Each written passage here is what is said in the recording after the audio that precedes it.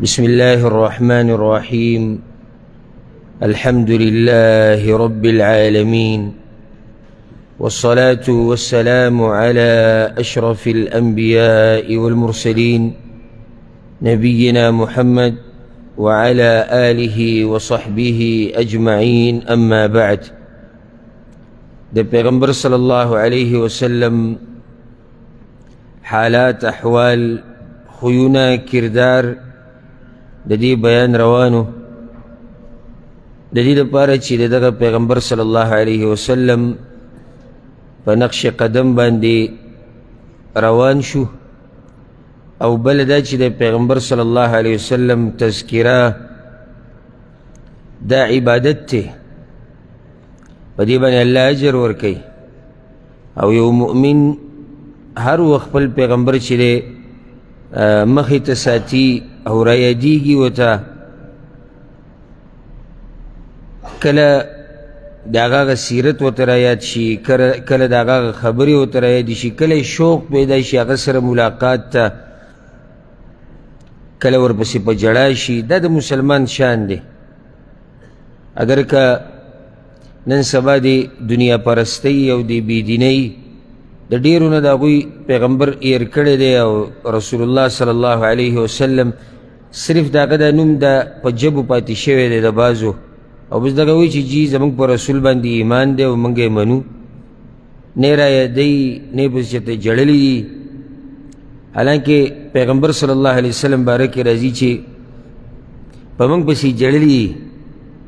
یو حدیث کې راځي چې پیغمبر صلی الله علیه وسلم په جړا شو، نو ملګرو ورته وایي تاسو جاړئ؟ وی رونه راته رایاد شو، په هغوی پسې جاړم. نو صحابه کرامو ورته یا رسول الله موږ ستا رونه یو. وی ستاسو درجه خو ډېر اوچته ده، تاسو خو صحابه یې. رونه زما هغه دي چې ما پسې به وروسته راځي، په ما به ایمان راوړي او زه به یې لیدلی نه یم. نو زموږ په یاد کې جړلي. او یو مؤمن چې پیغمبر باندې د زړه نه میني، نو هغه کله چې ورته رایاد شي نو په جړا شي. او په دې کې ورته صرف یو دوه مثالونه ذکر کم، دې دپاره چې که چېرته د عبادت په موږ کې راشي، دا عبادت دی چې پیغمبر رایاد شي او ته په جړا شي،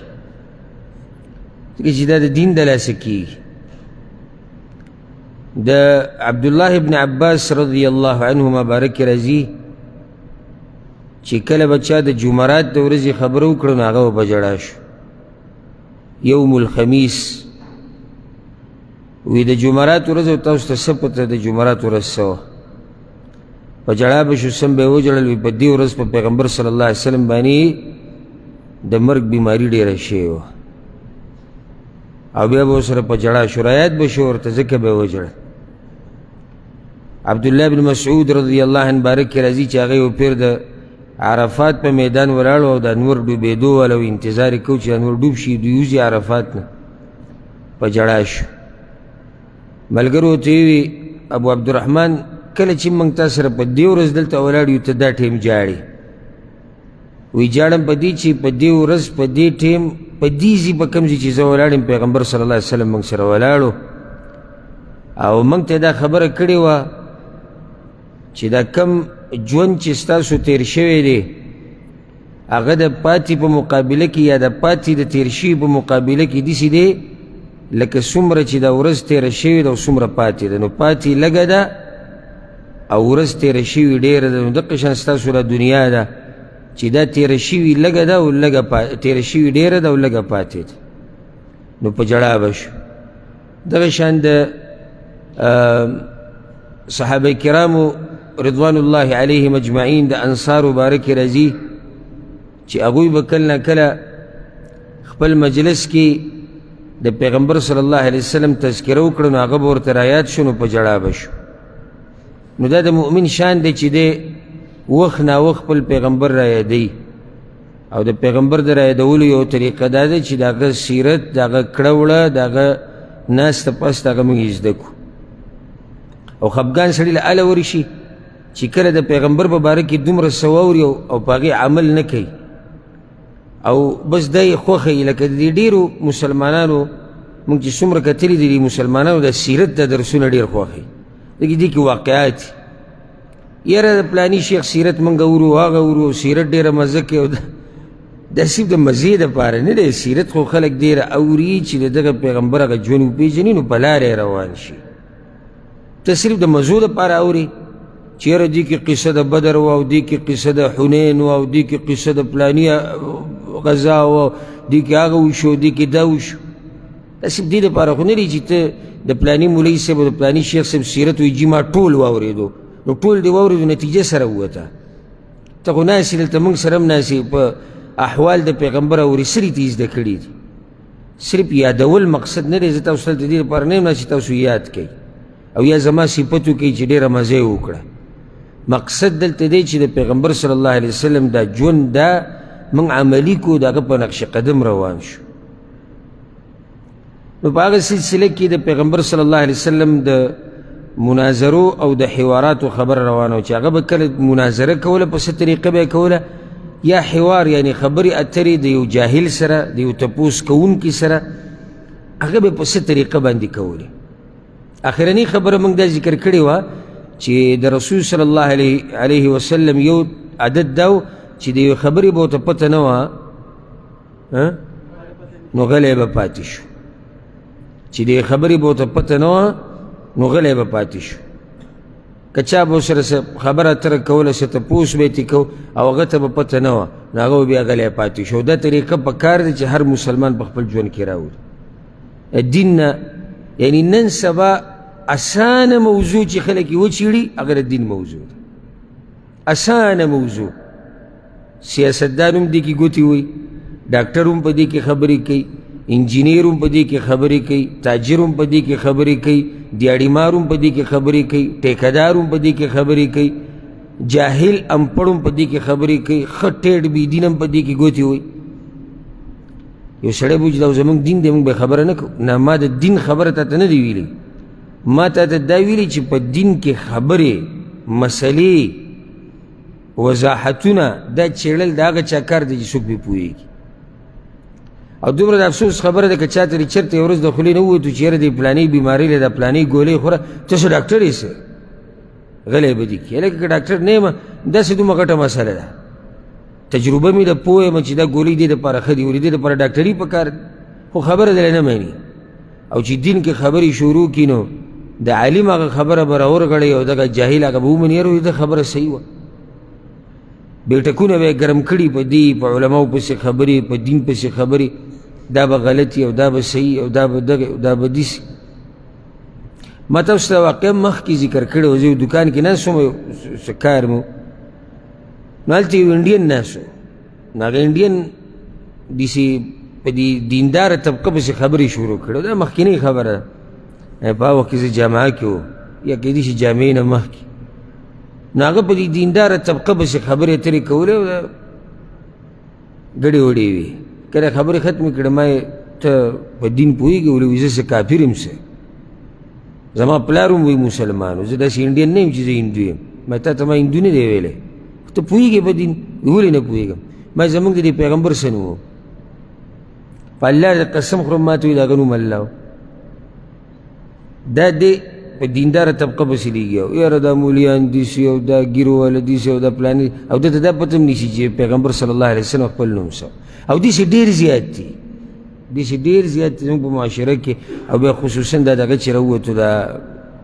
د انټرنیټ هر سړی لګیا دی فتوې ورکوي هر سړی لګیا دی مسلې بیانوي هر سړی لګیا دی سیاست بیانوي اور سړی شاعري کوي اور سړی بیانونه کوي اور سړی یعنی چې د چا مخې له څه ورشي هغه به کوي سپین ګیرو به ځان په شرمونو وشرمو ښځو ځان په شرمونو وشرمو هلکانو ځان په شرمونو وشرمو مولیانو به کې بعضو ځان په شرمونو وشرمو یو فتنه ده بس مخې ته څه شی کېده او چې څه دې زړه کې غواړي هغه زړه کې راځي هغه کوه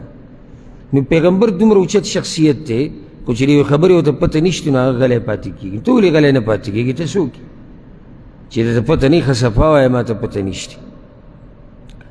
دین یو بله مسله هم راووته چې د پیغمبر صلی الله علیه وسلم سره علم الغیب نشته څنګه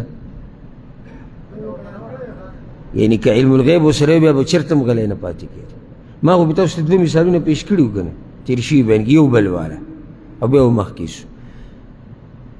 او دا یو قسمه مجادله ده، خبرې اترې حوار دی. او واقع هغه مشهوره ده د خوله بنت ثعلبه یا خویله بنت مالک ابن ثعلبه رضی الله عنها. یعنې دا قصه خو معلومه ده ټولو ملګرو ته. دې ته دې خوله ته د دې خاوند ویلو چې ته په ما داسې یې لکه زما مور، ته په ما داسې یې لکه زما مور. دې ته زهار وایي په عربۍ کې. او دا قصه امام ابو داود هم راوړې ده او په نورو کتابونو کې هم ده. او د دې د خاوند نوم اوس بن الصامت رضی الله عنه. ورته یې وي انت علی کظهر امي، ته په ما داسې حرامه یې لکه څنګه چې په ما باندې زما د مور شا حرامه ده. او دا دوی په منځ کې څه خبرې اترې راغلې وې، دوی ته څه مطالبات کول، څه یې ترې غوښتو، غوسه شو، عمر هم زیات. نو لاړه به پیغمبر صلی الله علیه وسلم پسې، دی ووتو بهر ته، پوره واقع دي، دی ووتو بهر ته، ملګرو سره لږ کېناستو چې له طبیعت یې برابر شي. او دا د هوښیار سړي طریقه ده چې کله د ښځې سره خبرې واوړي یا د مور پلار سره څه خبر راشي یا ملګرو سره، د هغه ځینې سړی لږ ساعت لا وځي، دې سره غوسه هغه ختمه شي. بیا چې کور ته راننوتو نو یې ښځې ته بیا نږدې کېدو. او دا یو داسې ناشنا رشته ده چې کله به کې مینه محبت وي نو دا د یو بل نه جدا کېږي. که دوی یو بل سره جګړې وکړي، که وهل ټکول پکې وي، خو بیا یې وي. نو دی دې ښځې ته نږدې کېدو تر دې چې هغې دیکه کو، دیکې یې کو، چې دینداره خلک وي. د هغه وخته پورې به نه را نږدې کېږي چې څو پورې ما د رسول الله صلی الله علیه وسلم نه تپوس نه یې کړی. لاړه په هغه پسې او تپوس یې وکړو، یا رسول الله وي دغه شان راته ویلي دي اوس. نو پیغمبر صلی الله علیه وسلم ورته حرمت علیه، ته په هغه باندې حرامه شوې. به چې مور یې درته ویلي دي نو ته داسې شوې لکه مور. نو د مور سره خو بیا نکاح او کوروالی او دا خو نه کېږي. دا مسله مخکې داسې وه، یعنې څو پورې چې قرآن دا مسله نه و بیان کړې، نو دا د پوخانې دقه اشاره روانه وه چې څوک چاته وایي چې ته په ما داسې لکه مور یا خور، به دا پرې همیشه لپاره څه شوه، حرامه شوه. هغې پیغمبر صلی الله علیه وسلم ته وی یا رسول الله والذي انزل عليك الكتاب، په هغه الله مې دې قسم چې په ته د قرآن نازل کړی دی، ما ذکر الطلاق، هغه د طلاق خبره نه ده کړې. وانه ابو ولدي، هغه زما د بچو پلار دی. واحب الناس الی، او زما ډېر خوښ دی په دې خلکو کې. او پیغمبر صلی الله علیه وسلم ورته حرمت علیه، زه دې کې څه ووایم نو ته خو پرې حرامه شي. ګوره پیغمبر صلی الله علیه وسلم نه وي څه د هغه وخته پورې نه وایي چې څو پورې ورته وحي نه ده راغلی. نو هغې بیا پیغمبر صلی الله علیه وسلم پسې را واپس شو او دا خبرې اترې ورسره کولې. وی یا رسول الله اوس زه په هغه باندې حرام شم چې ځواني زما وخوړه، خېټه زما وشلېده، یعنې د بچو د راوړو دپاره. اوس زه په هغه حرام شم. او ته بیا وایې زه پکې څه وکړم، ته پرې حرامه شوې. بیا را واپس شو، یا رسول الله بچي دي، که هغه ته یې پرېږدمه یو ضایع کېږي، د تربیت مسله ده، که ځان ته یې پرېږدمه یو وږي کېږي، د رزق مسله ده. هغه ورته بیا مې ما اراکي الا قد حرمت علیه، ما ته چې کومه ښکاري هغه دقه ده چې ته پرې حرامه شوې. ولم اؤمر في شأنك بشيء، او ما ته ستا باره کې الله څه نه دي ویلي. یعنې زه تاته څنګه ووایم د ځان نه چې نه ته نه حرامه شوې. نو دا چې کله وته نو په دغه ټیم کې او عایشه رضی الله عنها وی ما غوږ یې ښودی او خبرو ته، غوږ مې یې ښودی او خبرو ته د دیوال نه اخوا. د هغې وي څه خبرې ما ته راتلې او څه نه راتلې، خو غوږ مې یې ښودی. دا چې کله وته اسمان ته د سر اوچت کړو، یا اللهم انی اشکو الیک، یا الله تا ته شکایت کو او تا ته خپل فریاد کو او تا ته خپله مسله در مخکې کومه. او دا اولنی زهار په اسلام کې ښه، یعنی کوم وخت نه چې پیغمبر صلی الله علیه وسلم ته نبوت ملاو شوی، دا اولنی زهار په اسلام کې شي. رب العالمین هغه ټیم کې آیتونه نازل کړو، قد سمع الله قول التي تجادلك في زوجها یقینا الله واورید خبره د هغه زنانه چې تا سره باس کو د خپل خاوند په باره کې وتشتکي الی الله شکایت یې وکړو الله ته والله یسمع تحاورکما او الله واورید ای پیغمبره خبرې اترې ستاسو عایشه رضی الله عنها وی څه اوچت شان والا دی هغه رب چې د عرش نه هغه د خوله خبرې واورېدې او زه یو دیوال اخوم او څه اواز راته ورسره نه راته نو بیا فایدې دپاره به ترې قصه پوره کړو نو بیا پیغمبر صلی الله علیه وسلم هغې ته وی الله ستا په باره کې او ستا د ملګري په باره کې ایتونه نازل کړو نو اولنی خبر ورته دغه سورة مجادله کې شتي پیغمبر صلی الله علیه وسلم ورته یعتق رقبه که تا سره میلاویده غواړي میلاویدو نه مخکې دي یو مري یو وینځه یو غلام آزاد کړي هغه ورته یا رسول الله لا یجد دومره پیسې دغه سره کمزېږي او دوی منځ کې دا مسله راغلې هم د غریبۍ او د حاجتونو د لاسه هغه ورته سید فیصوم شهرین متتابعین دوه میاشتې روژې دي پرله پسې ونیسي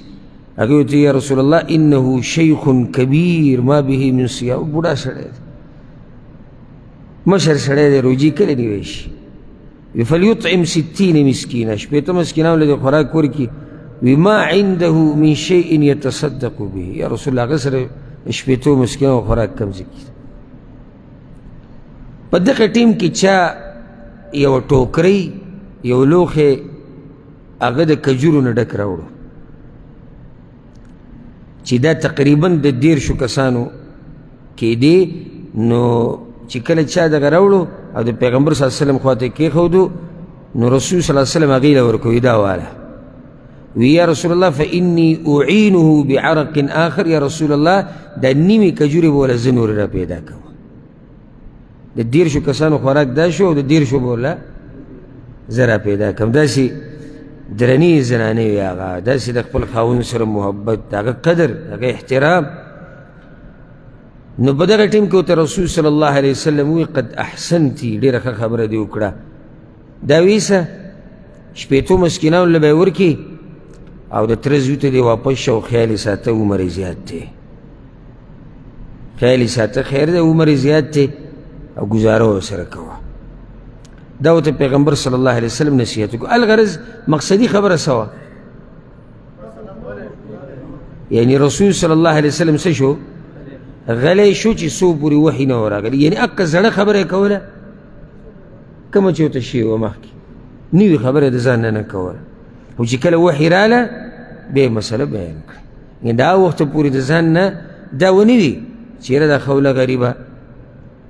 او عمر یې زیات شوی دی اوس ورسره څوک واده هم نه کوي او بچی پاتې شو او غریبه او عجزه دا خبرې نه کولې چې څو پورې وحي نه راغلی کله وحي راله بیا خبره واضحه کړه د پیغمبر صلی الله علیه وسلم یو بله طریقه وه چې مخامخ به ورته څوک وکړه خصوصا د دین په دشمنانو کې نو په خبرو اترو کې به یې د هغه حقیقت هم راښکاره کړو دې خلکو ته او په کې فایده دی چې دا خلک پوه شي چې دا مخامخ چې کوم کس دی د ده دا حقیقت دی ځکه که بیان یې نه کړي نو خلک بې خبرېږي نه او الله قرآن کې دا وایي سورة الانعام کې وکذلک نفصل الآیات ولتستبین سبیل المجرمین وایي موږ دا خبره دقه شان تفصیلي بیانو چې د مجرمانو لار واضحه شي خلکو ته پته ولګي چې دا لار د مجرمانو ده نو دقه شان د دین چې کوم دشمنان دي د هغوی حقیقت په کار دی چې څه شي راښکاره شي عوام دغه حقایقونه نه دي خبر او ځکه کله چې د علما په بعض چا باندې رد وکړي نو د عوامو دا اوس وګوره نو غریب کې څه او ده پرې رد وکړو ته چې خبر نه یې چې غریب کې څه دي ته خو ته غریب وایې خو ته د هغه حقیقت خو واوره که دا د هغې یو طریقه وه او په دې کې ښکلې واقعه چې کله پیغمبر صلی الله علیه وسلم مدینې ته لاړ هجرت یې وکړو عبدالله بن سلام رضی الله عنه راغی او عبدالله بن سلام دا د یهودو یو لوی عالم پاتې شوی او ډېر پرهیزګار مولا و د هغوی راغی د پیغمبر صلی الله علیه وسلم سره یو څو خبرې اترې هم کړي اب راشي انشاءالله او د هغې نه بعد یې وویل زه دا ګوایي ورکوم چې ته د الله رسول یې وانک جئت بحق او تا چې راسره وړي د وحي د حق خبره ده او د الله له طرف نه خو یو مسله ده قد علمت يهود اني سيدهم زه ګوره د یهودو سردار یم د هغوی مني وابن سيدهم زه د هغوی د سردار زوی یم د هغوی مني مشر یم او د مشر زوی یم زه د هغوی عالم یم او زه د هغوی د عالم زوی یم تاسو داسې کارو کوئ چې روي غواړئ او زما باره کې دې تپوس وکئ مخکې دې نه چې دوی ته دا پته ولګي چې ما اسلام قبول کړی ځکه که دوی ته پته ولګېده چې ما اسلام قبول کړی نو بیا راپسې نور څه وایي خو دا ورته نه وایي چې ما اسلام قبول کړی پیغمبر صلی الله علیه وسلم یهود راوغوښت رالو ورته وی یا معشر الیهود ای یهودیانو ویلکم هلاک شئ د الله نه ولې نه یېرېږئ تاسو ته ښه پته ده چې زه د الله پیغمبر یم او دا څه چې ما سره دي دا حق د اسلام قبول کړئ هغه ورته وی موږ دغه پیژنو نو دا څه چې تا سره دي نه یې منو بیا ورته وی صحیح ده دا اوس ګوره حقیقت راښکاره کوي د یهودو خلکو ته دا څه قسمه خلک صحیح ده نو دا عبدالله ابن السلام په تاسو کې څنګه سړی دی اوس دوی ته پته نشته هغه پټ دی دننه عبدالله بن سلام ذاك سيدنا وابن سيدنا وأعلمنا وابن أعلمنا زمونږ مشر دی د مشر زوی دی زمونږ سردار دی زمونږ عالم دی د عالم زوی دی وی که چېرته دی اسلام قبول کړي څه خیال دی هغه وی حاشا لله الله دې نه کړي دی به ولې اسلام قبلوي نه اسې وي که چېرته قبول کړي وي نه نه کېدی نه شي چې قبول کړي هغه پوهه دی هغه دا پیغمبر صلی الله علیه وسلم آواز وکړ یا ابن سلام اخرج علیهم د سلام زوی وی روزه چې راووتو نو دی وی د الله نه ویېرېږئ او ایمان راوړئ او د پیغمبر چې څه راوړي د حق دی نو هغوی په هغه ټیم کې بیا دا خبره بدله کړه وی عبدالله بن سلام په باره کې وی دی په موږ کې ذلیله دی او د ذلیله زوی دی او دی په موږ کې جاهل دی او د جاهل زوی دی که دې ټیم کې د یهودو دماغو کار کولی او عقل نو پکار دی چې دوی منلی وی چې ستاسو د عالم او د عالم زوی چې په دې حق پوه شو خو دا حق دی که دا روایت امام بخاري راوړی نو پیغمبر صلی الله علیه وسلم د هغوی حقیقت راښکاره کړو دلته ګورې یو فایده ته ذکر کړم دا عادت ګورې پښتنو کې هم شته هغه داسې لکه اوس د یو کلي کې یو ملا دی امام دی خطیب دی د ډېر وخت نه 15-20 کاله وشو هغه یو مسله ورته نه وه معلومه نه یې بیانوله معلومه ورته نه وه نو څه به بیان کړی څه وخت بعد هغه ته کتاب ورسېدو یا بل عالم ورته مسله بیان کړه په څه طریقې په علم کې اضافه راغله او خلکو ته ووایي چې دا مسله داسې نه وه لکه څنګه چې ما بیان کړې وه یا څنګه چې وه نو دا اکثر خلک د ده خلاف کې به دا خبرې کوي د اوسه پورې ولې نه بیانوله او دا څنګه خبره شو او دا نه داسې خبره شو چې د اوسه پورې نه بیانوله ولې د هر چا سره هر وخت پوره علمي نن ورته پته ولګېده وی که نه صفت ولو که د داسې عالم خو تندی ښکل که ځکه چې تا سره اخوا دېخوا نه کوي چې کومه ورته معلومه ده هغه شان یې درته ووایي چې دا داسې ده او داسې نه ده ته خو په ګمراهۍ کې پرې نه ښودې ته په غلطه مسله کې پرې نه ښودې بلکې بیان یې کړه درته بل دا هم زموږ خلکو کې شته لکه د یو عالم به سم صفتونه کوي دا مناظر دی او دا شیخ دی او دا مفتی دی او دا دی او دی دغه دی او دی داسې بل ورځ دې عالم یو مسله بیان کړه چې هغه د دې معاشرې د خلکو د مزاج موافق نه ده اگر که قرآن او حدیث کې شته کجورې ولوی راغلي دي عجیبه خبره دا ده چې هغه ستاسو غټ مولا په کجورو باندې ګډوډ شو نو چې ستاسو به څه حالي دوی ته به دا ویل پکار دي چې هغه مولا چې تاسو یې صفت کوه او ستاسو غټ مولا و چې هغه په کجورو باندې ګډوډ شو په کمبلو باندې او په پیسو نو بیا تاسو خو په معمولي خبره ګډوډ کېږي د پرونه پورې سړی ښه سړی و نن چې هغه کجورې واغېسته دا څه مطلب شو د پرونه پورې عبدالله بن سلام رضی الله عنه د یهودو عالم دی او د عالم زوی دی او سردار دی د سردار زوی دی نن دوی وایي دا جاهل دی او د جاهل زوی دی ولې ځکه چې دا مسله د هغوی د خواهشاتو موافق نه وه نو یې نه منله او د دې خلکو ناشنا ذهني د مسلمانانو درته وایم یعنی چې کم عالم داسې مسلې بیانوي چې د خواهشاتو موافق وي که نه نو دومره غټ سړی ته جوړ کړي چې اسمان ته وخیژي. حالانکه دی دا وایي لکه کله نه کله یو عامي سړی ریږي وایي پلانې عالم په ټولو کې غټ عالم دی. اوس سوال دا دی چې تا سره خو په خپل علم نشتی نو تا ته څنګه پته لګي چې کوم یو پکې عالم غټ دی او کوم یو وړوکی دی؟ دا خو عالم ته پته لګي چې کوم یو تکړه عالم دی کوم کمزوری، تا ته څنګه پته ولګېده چې دا پکې غټ تکړه مولا دی؟ اصل کې دې مسلې داسې بیانوي چې د ده خلاف پکې نه راځي. نو دی وایي دا ډېر غټ مولا دی. یو غټ عالم دی حقیقت کې او هغه یو مسله بیان کړه قرآن او حدیث کې شتي خو د ده یعنې طبیعت سره برابر نه مړه وي ده ته وګوره ده سبق کوم ځای کې ویلی دی د کوم ځای نه فارغه دی او ده تپوسونه به شروع کړي لکه دا حقیقت کې غټ عالم دی منلی شوی غټ عالم نو دا عادت ته ځان نه لرې کوي چې عالم درته حق مسله بیان کړي انسان دی مخکې خطاونه نه یې ته بیان کړه تا ته نوي مسله بیان کړه یا ورسره علم نه و نن ورسره علم پیدا شو یا په غلطو نن ورته احساس وشو توبه یې وویسته نو ته به دا نه کې چې په کاڼو یې ولې او یا یې شړې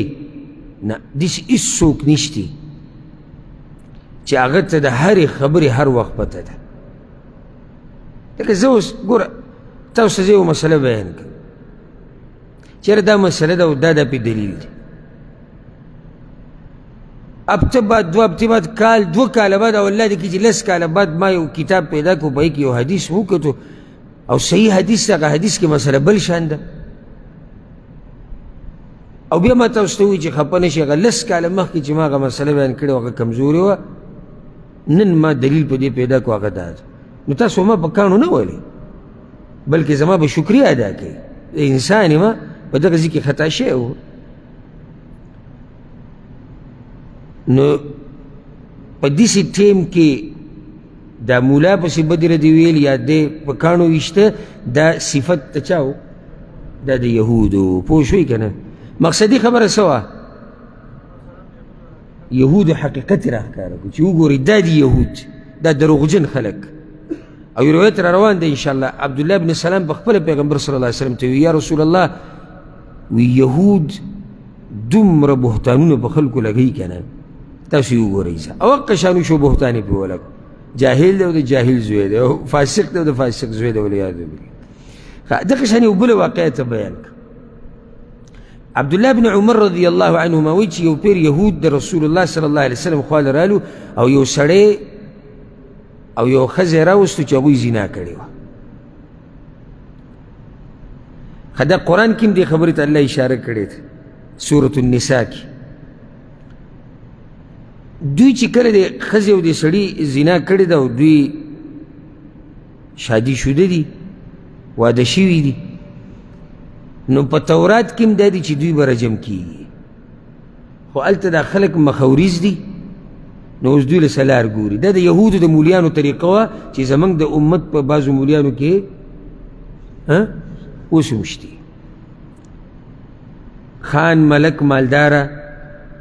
جیداد والا زورور یا د چا جومات یا د چا علاقې هغه له پکې څه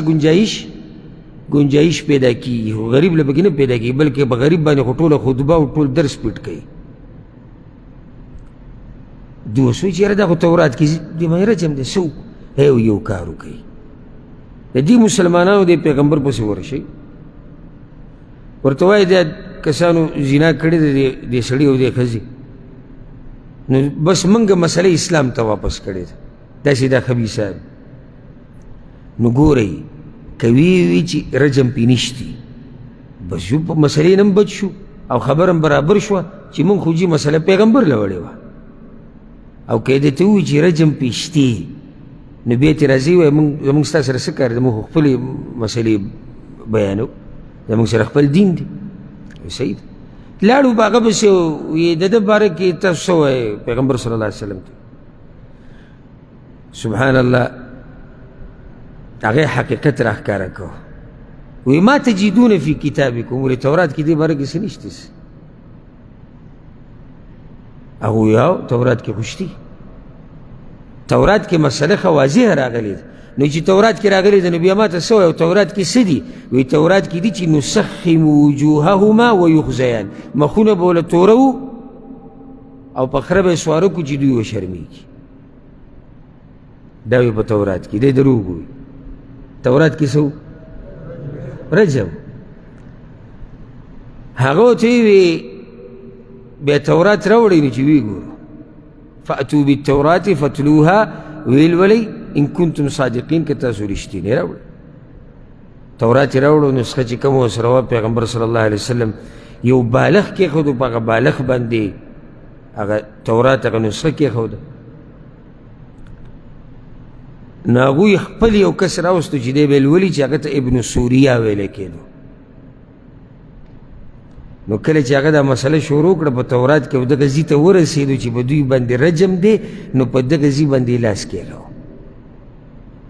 وی وګوره دلته خو د رجم مسله نشته. نو عبدالله بن سلام رضی الله عنه د یهودو عالم و، ته خو دا هر څه معلوم. نو هغه ورته یې لاس اوچت کړه، ارفع یدک، د لاس یې په درجه کې سړی خو لاس خو اوچت کړه. نو وی چې لاس یې اوچت کړو نو د زنا دا خبره دا په دغه ځای کې داسې پړقېده چې په دوی باندې چې څوک داسې زنا وکړي په هغوی باندې رجم دی.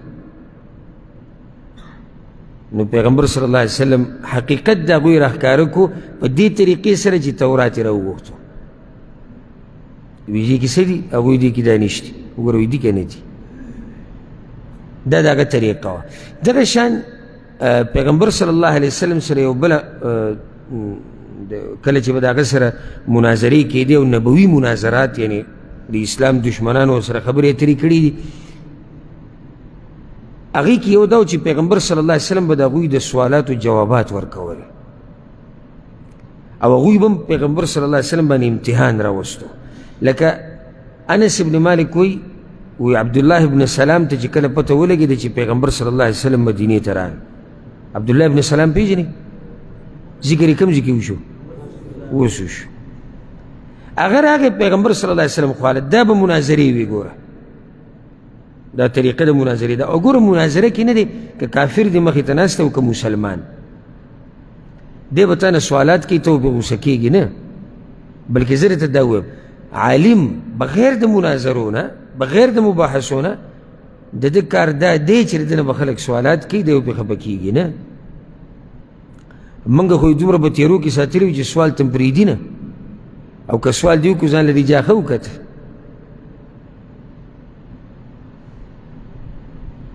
زمونږ والد صاحب دی الله وبخي الله دې پرې رحم وکړي، هغه کیسه کوله وایي موږ چې کله هلکوالی وایي موږ ماسخوتن به کله ناکله وایي د صحابیاق صاحب خواته کېناستو نو هغه به بس خبره وکړه موږ به واورېده راوبوتو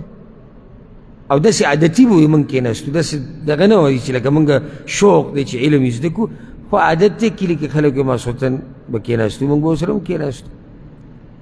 نو په دې دومره عمر کې یو کس چې دی یو ورځ هغه وایي د دې بیان نه بعد پاو ساعت 10 منټه خبرې وایي هغه راپاڅېد وایي تپوس یې وکړو چېرې استاد صاحب دا یو سوال مې ذهن ته راځي غریب چې ته دقه یو پکې چې ته نن خبره صحیح اورېدلې وي د هغه ذهن ته به څه راغلي که نه وایي هغه ورته داسې وکړو کښېنه وي د سوال زویه سوال ذهن ته راځي ته د سوالونو شوي نو یې چا بد ونه وي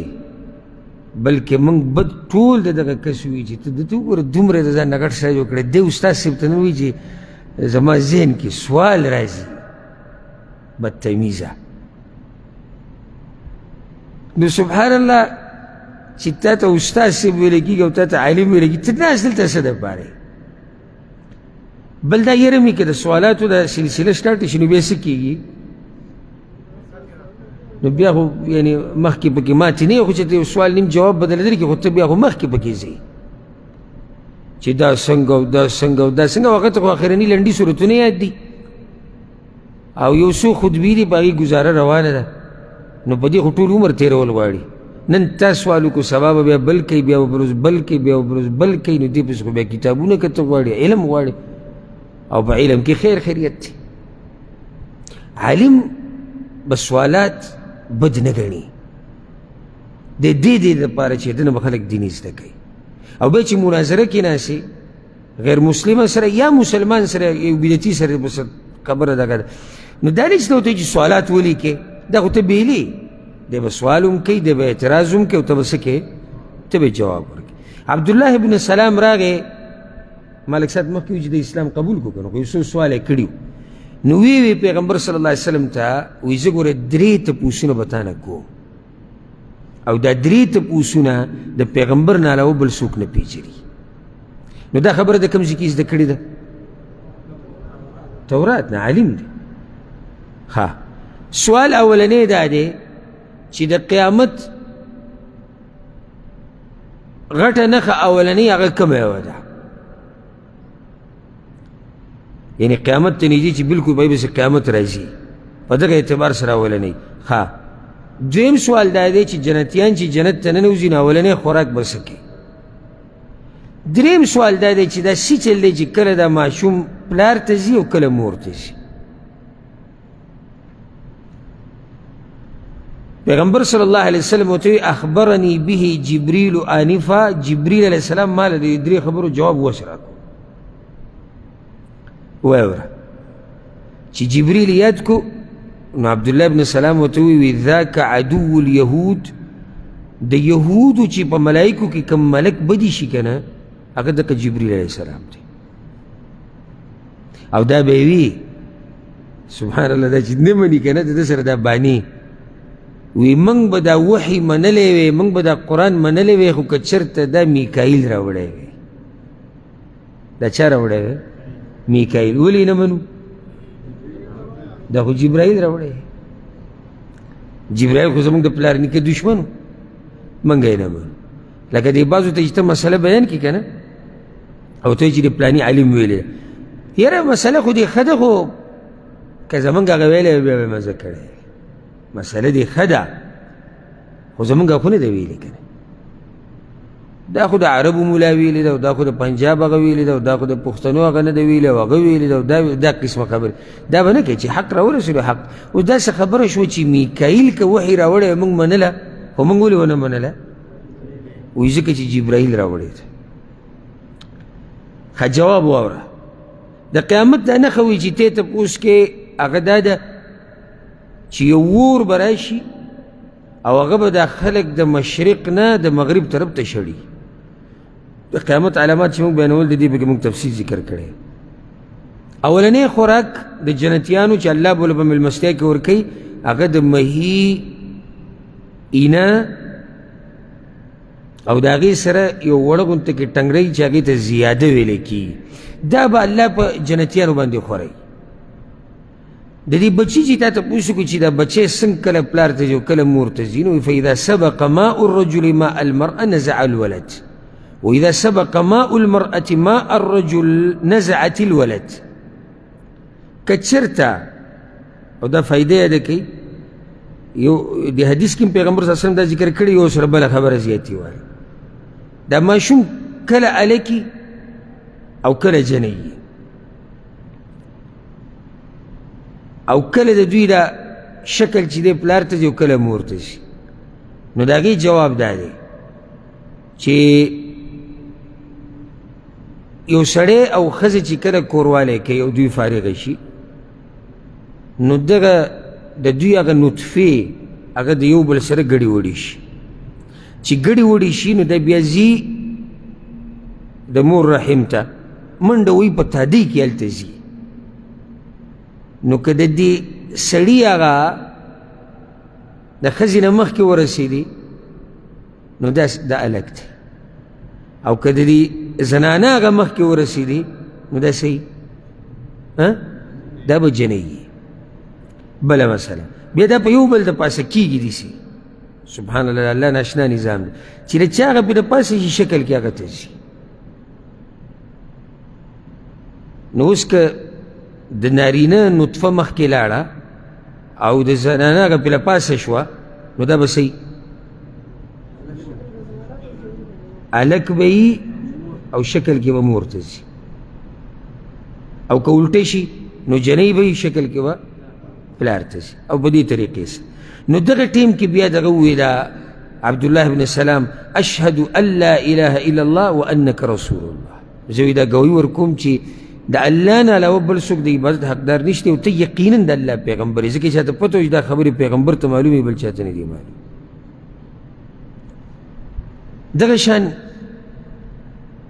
ثوبان رضی الله عنه روایت ته ډېره خوندوره قصه ده. وایي زه د پیغمبر صلی الله علیه وسلم سره یو پیر ولاړ نو د یهودو په مولیانو کې یو مولا راغی. د هغوی دا پیران چې کوم وایي یو پیر راغی. وی چې څنګه راغی؟ وی چې السلام علیک یا محمد، سلامتی دي په تا باندې ای محمد صلی الله علیه وسلم. نو ثوبان وی ما په دې سینه کې دومره په زور ووهو که نه چې نږدې و چې بېهوشه شوی وي. وی ما ته وی چې ولې؟ وی ما ورته وی چې الا تقولو یا رسول الله، یا رسول الله وایه ته محمد سره یې. وی هغه یهودي وی چې موږ اقه نوم اخلو به کم چې پېژنو او همدقه نوم وله پلار مور یې ښودی دی یا خاندان یې ښودی. نو پیغمبر صلی الله علیه وسلم ورته وی سیده ان اسمي محمد الذي سماني به اهلي، دا خبره د سیده زما نوم ګوره محمد،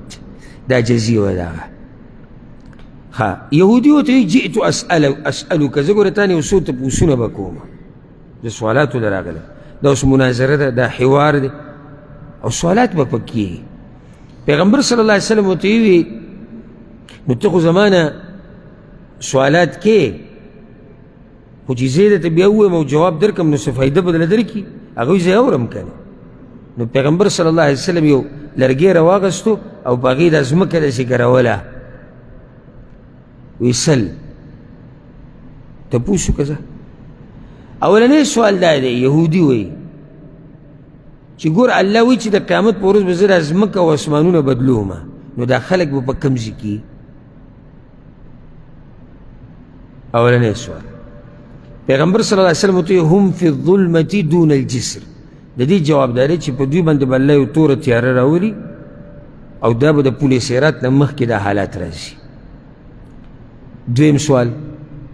نو اولني کسان څوک دي چې هغه په دې پل صراط تیریږي په دې امتونو کې؟ وی فقراء المهاجرین، مهاجرینو دا غریبانان چې کوم دي دا به مخکې ځي. نو وی الله بوله تحفه څه ورکوي، میلمستیا به څه ورکوي؟ وی زیادة کبد النون، الله بوله د مهي د اینا دا بوله په تحفه کې ورکوي. نو وی په هغې پسې و بیا څه خوري؟ وی ينحر لهم ثور الجنه، د جنت غوایي دا به د دوی دپاره حلالولی کېږي چې هغه په جنت کې سریږي. نو بیا به پسې څه څکي؟ وی من عین فیها تسمى سلسبیلا، یو چینه ده په جنت کې چې د هغې نوم سلسبیل دی، د هغې نه به بیا الله اوبه ورکوي. یهودي ورته ویې لقد صدقت وانک لنبي، رښتیا دي ووایي او ته په رښتیا پیغمبر یې. او بیا لاړ. نو چې دی کله لاړ او دا حدیث امام مسلم راوړی دی، نو پیغمبر صلی الله علیه وسلم وی ده خو زما نه هغه تپوسونه کول چې څه وکړو، خو ګوره دې کې د یو جواب هم ماته نه و معلوم، دا ټول راته الله وسوکو. نو دې ځینې دا مسله راووته چې تا نه به څه کېږي؟ تا نه به سوالونه کېږي په مناظره کې، په حوار کې. نو دا نه چې ته بس او دا ما نه څنګه سوال کوئ او نه،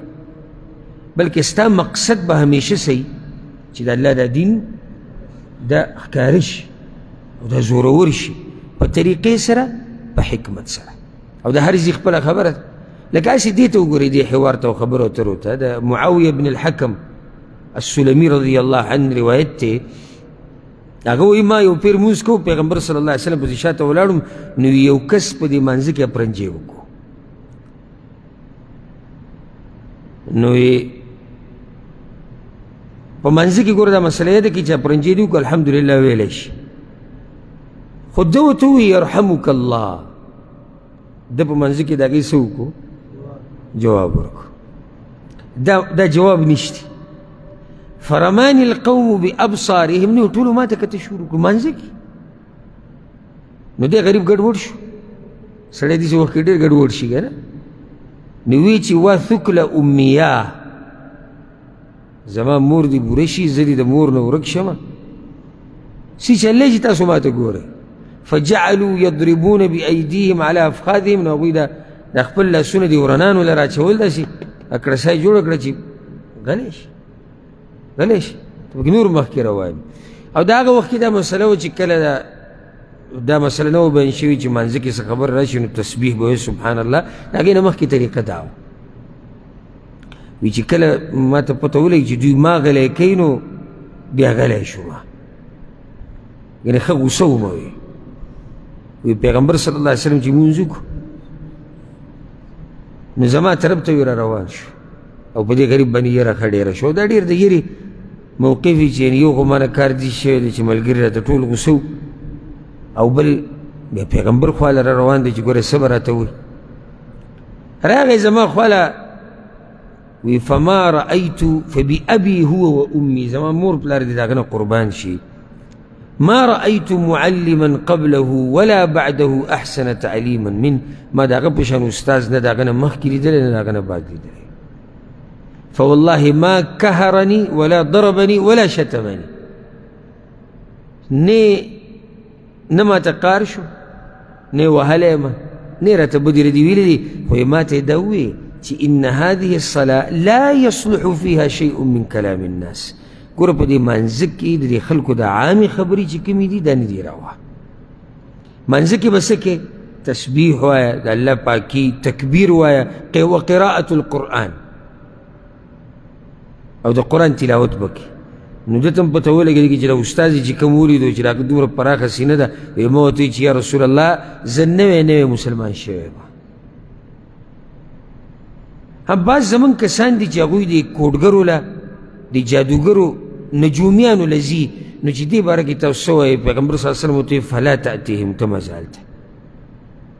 دغه خلکو خواله تله دا ناروا دي. دغه شان یا رسول الله بعض خلک بدپالي کوي پیغمبر وایي دا به نه کوي او په دې به عمل نه کوي شریعت کې بدفالي نشته. دا روایت چې دی د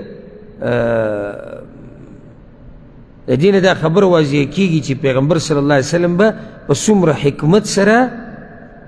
ملګری پوه کوو په خبرو اترو کې. او ځکه معاویه وی رضی الله عنه وی زما یو وینځه او هغې به زما دا ګډې بیزې ساتلې د احد دا غر چې دی مدینه کې وي دغه طرف ته به وي او یو بل علاقه ده الجوانیه دا یو علاقه ده د مدینې په شمال کې راځي. نو هغې دغه به ولې وي دا ګډې بیزې په دې کې شر مخ راغی یو یې ته وتښتوه. نو زه بیا د عامو انسانانو په شانې به غوسه شومه نو د دې غوسې د لاسه ما هغې له څپېړه ورکړه مخ مې ولګو. وی بیا پیغمبر صلی الله علیه وسلم پسې رالم ډېر دا طبیعت مې ډېر خراب و ډېر خفه ومه کله د تقوادارو خلکو نه غلطي مو شي بیا په ډېر خفه وي ډېر زیات خفه ومه. وی ما ورته چې یا رسول الله ازاد یې نه کړم د دې په بدل کې به ازاده کړم. وی هغوی چې دلته یې راول چې راوستو نو هغه دې تپوس وکړو وی این الله الله کوم ځای کې دی وی فی السما بره دی په اسمانونو کې او زه څوک یم وی انت رسول الله ته د الله پیغمبر یې. نو هغه ورته اعتقها فانها مؤمنه دا ازاده که دا مؤمنه ده. دا حدیث امام مسلم راوړی. نو ګوره د پیغمبر صلی الله علیه وسلم دا طریقه څنګه په طریقه الله کوم ځای کې ده نو هغې کوم ځای کې هر ځای کې دی بره په عرش دی دا نه دي وایي چې هر ځای کې دی. او که دا جواب غلط وي نو بیا پیغمبر له پکار چې ورته ویلی چې جواب دې څه دی غلط دی او دا روایت په صحیح مسلم کې د پیغمبر صلی الله علیه وسلم ګوره د حوار او د خبرو اترو یو مقصد دا و چې د خلکو ذهن کې چې کومه خبره غلطه پرته ده چې هغه د ذهن نه وباسي. لکه باید له مثال درکړم بس خبرې داسې لکه د عوامو په ذهن کې یو شی او حقیقت د هغې بل شی. نو دې علماو له دعاتو له پکار ده چې دغه خبره واضحه کړي چې داسې نه ده څنګه چې ستاسو ذهن کې ده. لکه ابو هریره رضی الله عنه وی یو پیر پیغمبر صلی الله علیه وسلم تپوس وکړو چې مسکین څوک دی یا داسې وایي چې لیس المسکین الذي يطوف على الناس ترده اللقمة واللقمتان والتمرة والتمرتان. دا ډېره ناشنا خبره وکړه وی مسکین هغه چاته نه ویلی کېږي غریب چې هغه د خلکو په دروازو ګرځي او په خلکو پسې ګرځي او خوراک غواړي او سوال کوي او که ته ورله یو نوڼۍ ورکړي یا دوه ورکړي بس دی روان شي یا ورله کجوره ورکړي او دوه ورکړي او دی روان شي دا وی غریب نه دی عجیبه خبره نه څه وایي تاسو اوله کې چې سړی دا خبره واوري عجیبه نه ده وایه که نه چې عجیبه لکه تاسو چې ټول علما یې لکه پوه یې پرې عجیبه ده نو صحابه کرام وی فمل مسکینو یا رسول الله نو دا مسکین بیا چاته ویلی کېږي پیغمبر صلی الله علیه وسلم ورته وی پوره مسکین معنی ده چې دغه مسکین و دا اولنی هم غریب دی خو دلته پوره هغه هغه دی چې دومره مال ورته نه میلاویږي چې د ده د حاجتونه پوره شي ولا یفتن له فیتصدق علیه او نه څوک دی پیژني چې دی غریب دی چې دله څه ورکړي او دی د خلکو نه څه غواړي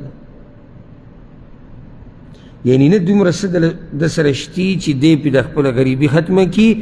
نه څوک دی پیژني چې دی غریب دی او نه دی د چا نه څه غواړي دا پوره غریب دی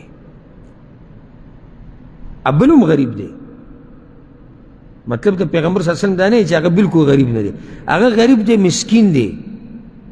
خو د ده نه کم دی دی کامل غریب او مسکین دی ولې ځکه چې دله څوک څه نه ورکوي دی پیژني نه او دا دیندار او درانه خلک اکثر ټول نه ځکه چې کله دې ضرورت راشي چې سړی غوښتو ته مجبوره شي الله دې په موږ پردې راواچوي الله دې موږ چېرته انسانانو ته نه محتاج خو دا دیندار او درانه خلک او چې د خپل عزت ورسره سوچي نو دوی د چا نه څه نه غواړي او الله قرآن کې دغه خلکو تذکره کړې ده یحسبهم الجاهل اغنیاء من التعفف ناپوهه چې نه پیژني نو هغه پې ګمان د مالدارانو کوي حالانکه هغه ځان د سوال نه ساتي دا اصل غریب دی او دله به پکې مال ورکوي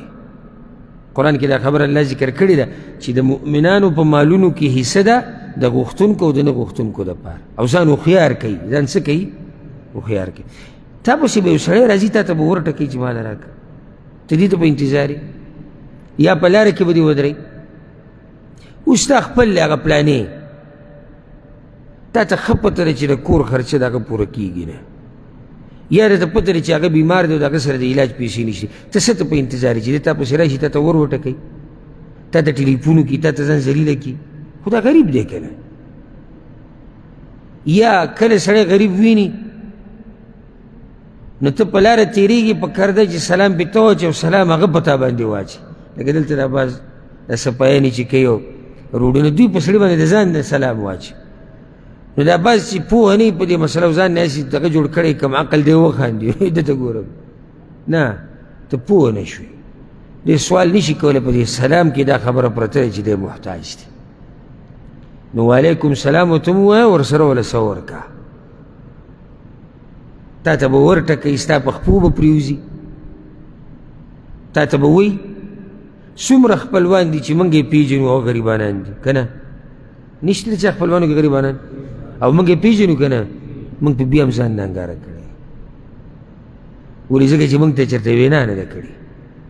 موږ ته یې نه دي ویلي چې زموږ کره ډوډۍ نشته موږ ته یې نه دي ویلي چې موږ بل نشو ورکولی موږ ته یې نه دي ویلي چې هغه پلانی بیمار دی او د هغه خرچه نشته موږ خو دې ته په انتظار یو چې دی راشي او بیا به ورسره موږ تفصیل چیړو چې دا څنګه او څومره درکو او یعنې خپل خو هم صدقه جوړول غواړي که نه دروند خو یې دا دی طریقه دا ده چې ته بغیر د هغه د وینا نه د هغه سره مرسته وکړي او څه ډېره مزه به وکړي چې بیا دا مرسته هم داسې وکړي چې ځان په کوم پټ کې ځان هم وناخلي دا به ډېره بهترین ده او ډېره اعلی ده مرسته دې وکړه د هغه د وینا نه بغیر او بیا دې ځان پټ هم کړو چې ده ته پته ونه لګي ځکه چې سبا له به دې تا سره میلاویږي او دا د سلفونو داسې بعض ډېر واقعي نقل دي وخت نشته که نه ما ته یو څو ذکر کولی چې د هغوی دا طریقه و چې چا سره به احسان کو یا منډه به وله نو اکثر به یې ځان پټ کو نو چا ته تپوس وکړو چې لکه ته چې ده سره مرسته کوې یا د پلانی شی د پلاني په لاس یې ورکوې د پلاني په لاس یې ولېږي ته ورته ولې نه وایې وی دی زما سره مجلس کې کینی پاسی زما ملګری دی بیا به زما په مخ کې دی چې ځان کمزوری کمزوری ګڼي نو زه دا نه غواړم چې دی ځان کمزوری وګڼي داسې درانه خلک وو داسې قدرمن خلک وو او داسې سړي له الله عزت ورکړي الغرض دی چې اوس پیغمبر صلی الله علیه وسلم د ملګرو سره د خبرې اترې چې کوي د دې لپاره کوي چې یو خبره چې د هغوی ذهن کې ناسته ده او هغه داسې ده نو هغه یې ورته پوره بیان کړي چې هغه دا ده لکه یو بل مثال پرې واله زه دا هم د ابوهریره رضی الله عنه روایت دی په صحیح مسلم کې دی پیغمبر صلی الله علیه وسلم یو ورځ ملګرو ته وایي مفلس پېژني مفلس څه ته وایي یعنې چا سره چې پیسې نه نو هغو ته یا رسول الله مفلس خو موږ هغه چا ته وایو چې درهم او دینار او روپۍ ورسره نه وي څه سامان ساز و سامان د دنیا ورسره نه وي هغه ورته نه حقیقي مفلس هغه دا دی دا اوس ګوره د ملګرو سره دا خبرې روانې دي پوه کوي په هغوی په یو خبره باندې زما د امت مفلس دا دی غوږ ورته کېدی او سوچ وکړه چې ته خو پکې نه راځي که نه زما د امت مفلس هغه دی چې د قیامت په ورځ به راوستی شي او د ده سره به روجې مي منځونه به مي زکاتونه به مي یعنې ښه اعمال یې کړي دي مشکل څه کې دی قد شتم هذا وقذف هذا وأكل مال هذا وسفك دم هذا وضرب هذا دته کنځلي کړي دي په دې بهتان لګولی و د ده مال یې خوړلی دی د دې وینه توی کړې وه دی وهلی دی یعنې قسمه قسم کارونه یې کړي دي ښه نو اوس الله به څه کوي د ده دا نیکیانې نیکیانې خو داسې رښتي دا به راواغستی شي نو فیعطى هذا وهذا وهذا وهذا څه بدله ورکړی شي څه بدله څه دله څه دله څه هغله نیکیانې به ختمې شي دا نیکیانې چې کله ختمې شي او خبره لا پاتې اخذ من خطایاه د هغوی هغه ګناهونه به راواغستی شي او دا به په ده باندې واچولی شي نو جهنم ته به لاړ شي چې نیکیانې خو به ختمې شي اصل مفلس دا دی اصل بېماله دا دی او یاد ساتئ ګورئ داسې نه چې ستا د منځونه د روجې د ذکرونه د زکاتونه قیامت په ورځ په نورو تقسیم شي دا ډېره د یېرې خبره ده چې ته په یو لویه تمه ورشي او هغه هر څه په نورو تقسیم شي او تا سره بله موقع هم نشته چې ته واپس دنیا ته لاړ شي او بیا وګټي نو ډېر خیال ساتئ ګورئ رب العالمین خپل حق کله ماف کړي سړي ته بغیر د توبې نه خو د دې بندګانو دا حق هغه نه ماف کوي لازم به حساب کیږي دغه شان یو حدیث کې درځي عبدالله بن مسعود حدیث دی رضی الله عنه پیغمبر صلی الله علیه وسلم دې ملګرو ته تاسو پهلوان چاته وایي هغه ورته یا رسول الله پهلوان موږ هغه چاته وایو چې څوک یې راپرځولی نه شي تکړه خلک راپرځوي دا پهلوان موږ دغې ته وایو موږ هم پهلوان دغې ته وایو که نه تاسو پهلوان څه ته وایي چې ډوډۍ ډېره خوري بدن کې طاقت پرځول کې صرف دا تعریف هم ګوره ناقص دی ستا چې بدن کې طاقت دی چې سړی بدن کې طاقت وي خو هغه دغه کار نه کوي یا یې نشي کولی ها پهلوان څوک دی چې پرځولو کې تکړه دی او څوک یې راپرځولی نه شي پیغمبر صلی الله علیه وسلم ورته لیس بذلک پهلوان خو دغه نه دی دا پهلوان نه دی ښه نو پهلوان څوک دی یا رسول الله وی چې د غصې په وخت کې ځان کنټرول کړي دا پهلوان دی څومره ښایسته خبره وکړه او دا حدیث امام مسلم راوړی موږ خو زموږ د پښتو معاشره کې جاهلان چې کوم دي د هغوی په مخ کې خو د غصې په وخت کې ځان کنټروله کول دا بېغیرتوب دی وګورئ هغه وله مور کنځله او ده ورته څه ونه وي او هغه ګزارو کو ده څه ونه وي ها کوم چې په دې مسله پوهه دي او درانه خلک دي نو هغوی صفت هم د ده کوي او درون ورته هم دی ښکاري چې یاره څه دروند سړی دی هغه پلاني دومره سپکې ډچې ووي دومره ردې بدې ووي خو دې مسلمان غږ ونه کړو درون کاري وکړو که سپک درون یې وکړو پهلوان کوم یې و پهلوان دا لکه یو سړی راولګېدو بعض نیم داسې چې د ښځې سره چې ته په لاره روان یې بیا ډېر ګرم ګرم کېږي او دا انتهایي یعنې سپک کار دی ځکه چې سړی چې د زنانه سره وي نو سړی کوشش کوي چې د جاپو نه ځان لرې ساتي نو کله به یو نیم داسې وي خصوصا په عربو کې دا عادت شته دی بعضو عربو کې ټولو کې نه چې کله دوی سره زنانه ګاډي کې یا په لاره به دې قصه سمه ګرمه کړي نو کیدای شي درشي په تا باندې ګزار وکړي او ته د خلکو په مخ کې او د خپلې ښځې په مخ کې ګرم ګرم کېږي په ځکه چې ځان خو باتور کوي به که دروند خو یې دا دی چې ته بس صحیح شو خبره ختمه شو لاړې ښه زورورې ښه مټورې ښه تکړی ښه بادرې ښه شجاع هر څه یې لکه نو بیا ولې وی ښځه ورسره وه بله وی هغه کمقل زه خو کمقل نه وم هغه سپک و نو ولې زه دا سپک ورب الکعبه دا پهلوان سړی دی دا داسې پهلوان دی چې تپوس یې مه کوه او یاره که په دغه ټیم یې څوک صفت ونه کړي که نه خو معاشره کې به صفت هم د دې سړي کېږي که تاسو خیال کړی ده لکه زموږ ټولو خاندانونه دي کورونه دي دا خبرې اترې پکې راځي تا دا ووایي ما دا ووایي هغه دا ووایي ده دا ووایي ده او ټول ګرم ګرم وي په دوی کې یو نیم غلی خیر هم کړی که نه داسې دا مسلې چا سره نه چیړي او اکثر پړي اکثر دې صحیح پړي خو یو ورځ داسې راشي چې دا ټول دا ومني چې په موږ ټولو کې د سړیتوب خاونه که پلانې و حالانکې ګوره دې پلاني نه چېرته چا سره جګړه کړې ده نه دی په جرګو کې ګرم شوی دی نه دی د چا نه خپل تپوس کړی دی که چا ورته ویلي چې دی ویلي دی ویلي مړه وي څه خبره همیشه د ځان پړ کړی دی بلې وړ کړی دی خو دا یاده که او که ستا په ژوند یې ونه منله که نه او ته مړ شوې نو وبه وایي چې یاره په موږ کې د سړیتوب خاون هم دقه سړی و که نه زما خبرې غلطې او دا چې هر چا پورې نښتی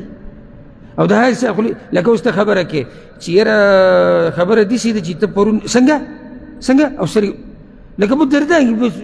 رانیسي دې خولې ته یې لاس نه راځي لږ صبر خو وکړي چې خبره خو پوره کړي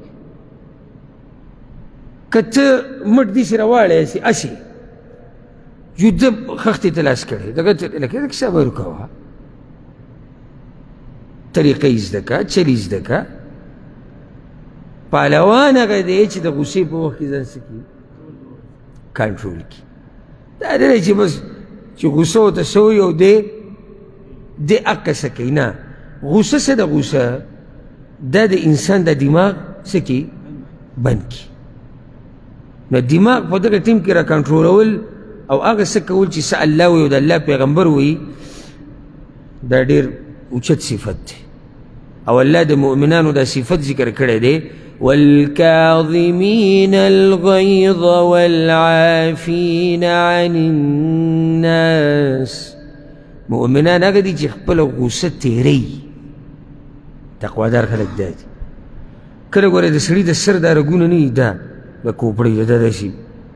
داسې کېږي او په دې ټیم کې چې دی ځان غلی کړي که نه او روان شي دا دومره اوچت انسان دی چې تپوس یې مه کوه والله بلډ پریشر د سړي هایي شي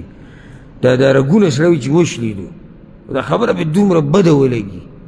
او دی بیا هم ځان غلی کړي او روان شي دا پهلوان دی او سم پهلوان دی د کومه پهلواني م خوښه ده د راپرزولو والا کومه پهلواني پکې ګرانه ده دا دویمه که دا اولنۍ دا دویمه ګرانه اولنۍ څه ده خو اوچتې که او ګړستې وباسه دې ځمکې لی راواچوه داسې ګرانه خو نه ده ډوډۍ موډۍ له زور ورکړه لږ طاقت د پکې راشي او بیا یې هفته ورزش وکړه چې ته دې اوچتولی شي که دې شي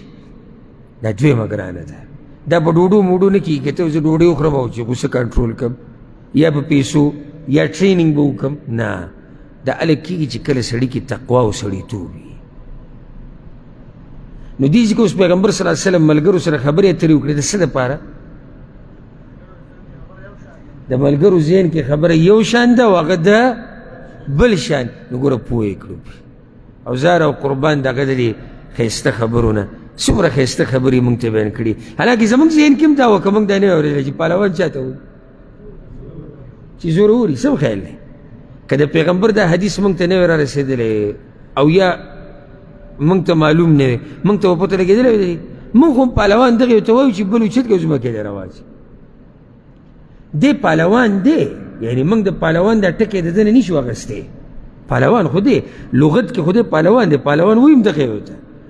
خو شریعت چې تا ته پهلوان وایي هغه دا دی خبره دلته شریعت روانه ده یعنی که سړی دا وایي چې یاره دې ژبه کې بیا دته څه وایي څه ورته وایي پهلوان ورته وایي نو دا بل پهلوان کم یو دی دا د شریعت په رڼا کې پهلوان دی شریعت وایي چې اصل پهلوان دا دی چې د غصې په وخت کې ځان څه کو کنټرول زمونږ خو هغه پهلوانان دي چې نورو ته خو پرېږده نورو ته به غصه څه کنټرول کړي ښځه هغه کمزوري هغې سره هم پهلواني کوي هم وایي هم ګرب وایي او بچي او ورو ګاونډي او مشهور شي په دې باندې او بیا خلک څه کوي دې ته غوږ کولاو کوي ښه خلک د دې سړي سره بیا بحث نه کوي چې دې څه وایي هغه ولې مني نو دا جاهل وایي زه پهلوان یم زما دبدبه ده پیغمبر صلی الله علیه وسلم وایي دې حدیث ته غوږ کولاو کوي ښه چې په خلکو کې بدترین انسان هغه دی چې خلک ورسره نرم اخلاق استعمالي دې دپاره چې د شر نه ځان بچ کړي او دا جاهل څه وایي زه څه یم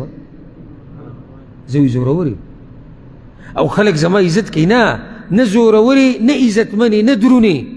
خو دومره بدترین او دومره شري انسان یې چې خلک ستا د شر نه د بچ کېدو دپاره تا سره ښایسته اخلاق استعمالي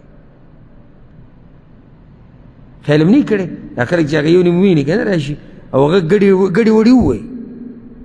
نو دا کسان یو بل ته وګورو د ده سره وی خبره ځان سپکول دي